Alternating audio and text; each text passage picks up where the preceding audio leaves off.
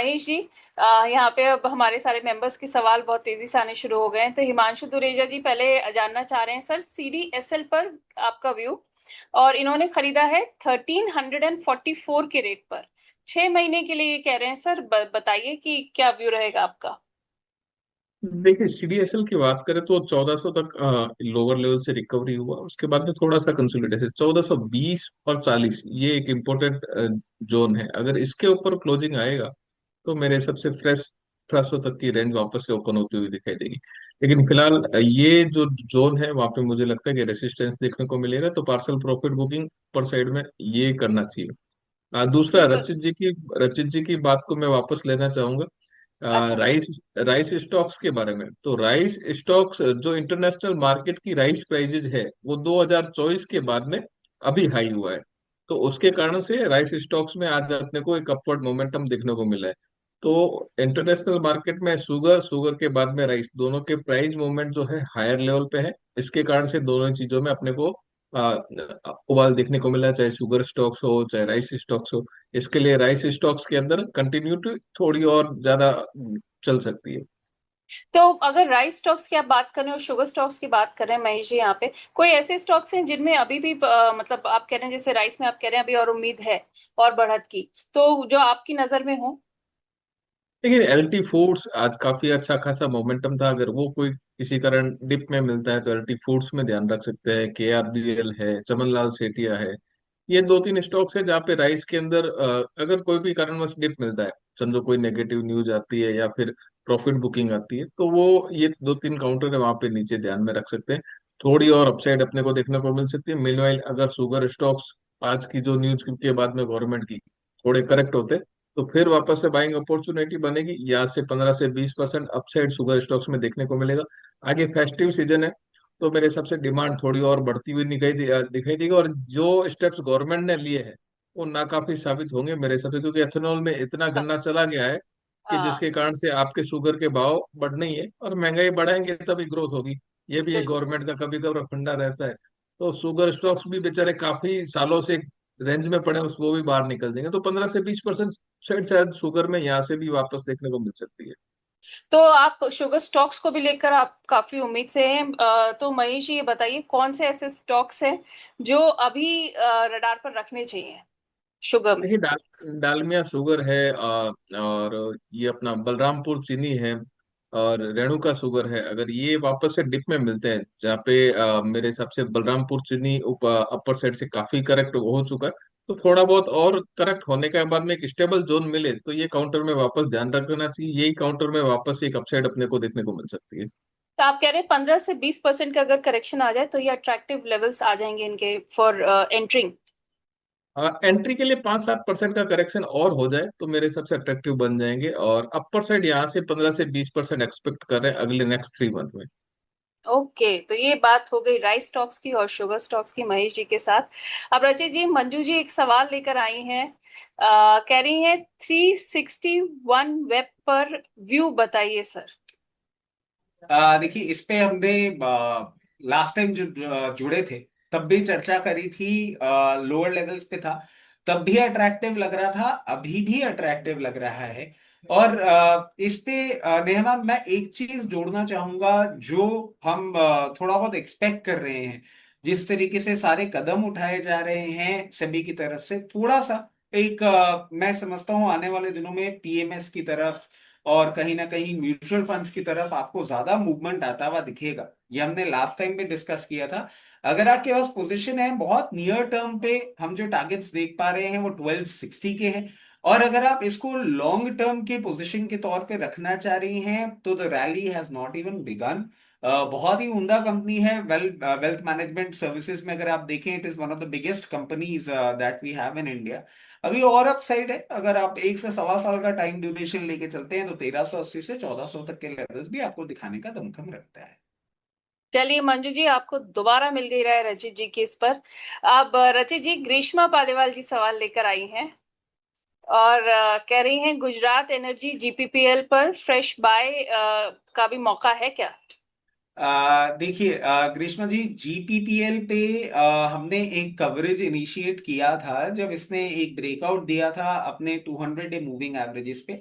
Definitely आप यहाँ पे भी अपनी पोजीशन इनिशिएट कर सकते हैं। 163 लेवल्स पे चल रहा है। आपको स्टॉप लॉस मैं एक सुझा देता हूँ। यहाँ से थोड़ा सा डीप है, बट आपको वर्थवाइल लगेगा, क्योंकि मुझे नहीं लगता वो स्टॉप लॉस हिट होना चाहिए। स्टॉप लॉस है आपका 152 लेवल्स का। और जिस तरीके से पोजिशनड है, एक हल्का सा सप्लाई पॉइंट है 178 लेवल्स पे। जैसे ही वो उसको ब्रीच करेगा, आने वाले 1 से 2 तिमाही में आपको 194 लेवल्स तक का भी मूवमेंट करता हुआ दिखाएगा। बिल्कुल ग्रीष्मा जी, तो ये हो गया आपका जवाब। ऐसा आपका नाम ही लेकर इन्होंने सवाल पूछा था। ग्रीष्मा जी, और मतलब मैंने लास्ट टाइम तो मल्होत्रा सर को भी बात बताई भी थी कि इतना टाइम मतलब मैं इतना कंफ्यूज हो गया था कि मैं ग्रीष्मा जी को रेशमा जी बोलता था। तो अब जैसे ही आप ग्रीष्मा जी बोलती है, मैं बिल्कुल सेट हो जाता हूँ कि हाँ, ग्रीष्मा जी ही हैं। बिल्कुल।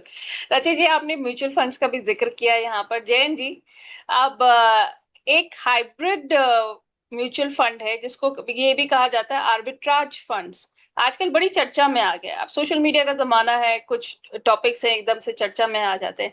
तो आर्बिट्राज फंड्स के बारे में कुछ हमारे व्यूअर्स को बताइए, और आप इसकी थोड़ी एनालिसिस करके डिटेल में बताइए। सबसे पहले तो एक समझिए, आर्बिट्राज का मतलब है कहीं लॉस नहीं है। 100% आपको कुछ ना कुछ मिलेगा ही मिलेगा। बॉटम ऐसा लाइन होता है क्या? 100% में 6-7% का रिटर्न आर्बिट्राज आपको देगा। लेकिन अगर आप इससे ज्यादा एक्सपेक्ट कर रहे हैं किसी आर्बिट्राज फंड में, अगर आपको मिलेगा 6-7% से ज्यादा, तो फेयर चांस है कि आपको नहीं मिल पाएगा। औसतन आपका एवरेज 6 या 7% का मिलता है। ये होता क्या है आर्बिट्राज फंड, पहले इसको समझते हैं। कोई भी एसेट, चाहे वो इक्विटी हो, कमोडिटी हो, कोई भी फंड मैनेजर दो डिफरेंट मार्केट्स में एक पर्टिकुलर एसेट क्लास को पकड़ता है। अगर कोई एसेट, लेटस से एक एसेट 100 रुपए का मिल रहा है एक जगह, और 110 रुपए का उसी का भाव 105 110 रुपए दूसरी जगह मिल रहा है, तो वो क्या करेगा, एक पर्टिकुलर मार्केट में वो खरीद लेगा, दूसरे मार्केट में फ्यूचर्स में वो बेच देगा। तो बीच का 4-5 रुपए का जो डिफरेंस है, वो उसको प्रॉफिट मिल जाएगा। ऑब्वियसली हेजिंग लेकर चलता है तो कहीं फेयर चांस है कि वो प्रॉफिट कमा लेता है।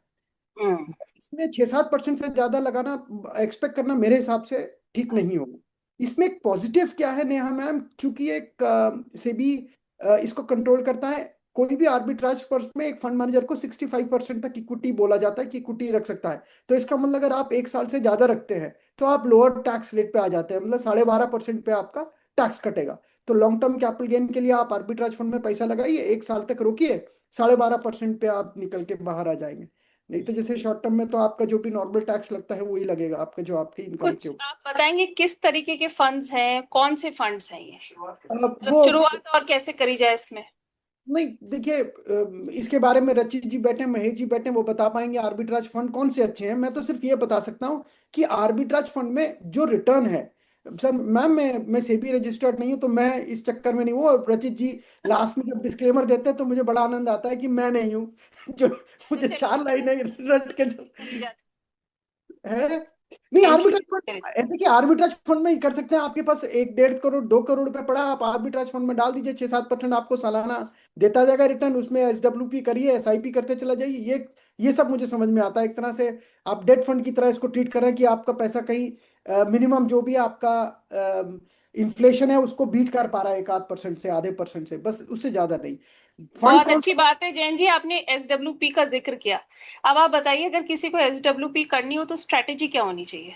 तो देखिए, एसडब्ल्यूपी करने का सबसे बड़ा फायदा इस चीज पे है कि अगर आपको कोई ऐसा फंड जो 8-9% रिटर्न देता है, कई ऐसे मार्केट में फंड्स अवेलेबल हैं जो 8-9% दे देते हैं रिटर्न, डेट फंड्स हैं। तो आप जैसे सपोज 50 लाख 1 करोड़ रुपया आपने डेट फंड में डाल दिया, 2 क्वार्टर के लिए उसको छोड़ दीजिए, 2 से 3 क्वार्टर के लिए उसको छोड़ दीजिए, उसके बाद वो ऑटोमेटिकली कंपाउंडिंग में चला जाएगा। आप देख लीजिए, एक एक्सेल शीट पे बना लीजिए, उसका 5%, 10%, 20%, ऐसा ऐसा एसडब्ल्यूपी करते चले जाइए। आपका लॉन्ग टर्म में आपका जो कॉर्पस है वो वहीं का वहीं खड़ा रहेगा, और जो आपका ब्याज कंपाउंडिंग में बन रहा है वो आप एसआईपी करते चले जाइए। देखिए नेहा मैम, एक चीज में बड़ा इंपॉर्टेंट है, पता नहीं अब रचित जी और महेश जी इस बात को एडमिट करेंगे नहीं करेंगे, मैं एक बहुत खराब बात बोलने वाला हूँ।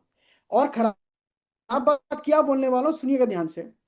मैं, महेश जी या रचित जी अमीर तभी बन सकते हैं जब हमको रिस्क लेने की हिम्मत हो। अगर हम म्यूचुअल फंड में पैसा लगाएंगे तो 12-15% से रिटर्न, अगर आप ऊपर अपने आप को पुश करने की कोशिश कर रहे हो ना, पुश करने की, तो आप नुकसान उठाओगे। अगर आपको रियली रिच बनना है ना, वो रची जी और महेश जी बता पाएंगे कैसे बनते हैं, तो आप 100% इक्विटी में आओ, खूब दबा के आप रिस्क लो, तब आप रिटर्न बनाओगे। रचित जी और महेश, रचित जी आप बताओ गलत बोल रहा हूँ कि सही बोल रहा हूँ? ये म्यूचुअल फंड में 12-15% से ज्यादा एक्सपेक्ट करना गलत है। चलिए, बहुत अच्छी बात ऐसा है। क्यों लग रहा है कि बेटर जवाब महेश भाई देंगे? मेरे तो गोली इतनी भारी लग रही कि अभी तो मैं मंदी की बात और जयंत जी को 12-13% भी कम लग रहा है। देखिए 12-13%। जय- देखिए मैम, ये चीज सही है कि equity investments will always give you better returns. अगर आप medium to long term exposure equity investment पे ले रहे हैं with a proper study of the particular sector of the particular company, you will definitely get good returns in comparison to mutual funds.